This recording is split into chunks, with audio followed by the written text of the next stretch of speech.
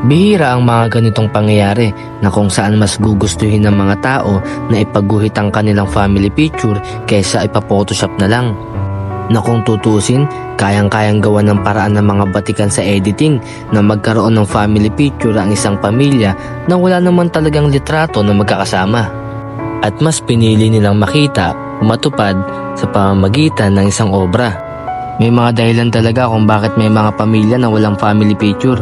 Pwede ding may mga miyembro ng pamilya na malalayo sa kanila. Pwede ding wala na talagang time dahil may kanya-kanya ng pamilya. O pwede ding may mga nawala ng mahal nating sa buhay na kahit kailan di natin sila makakasama sa mga litrato. Kaya ngayon pa lang, pahalagahan natin ang ating pamilya o mga mahal sa buhay.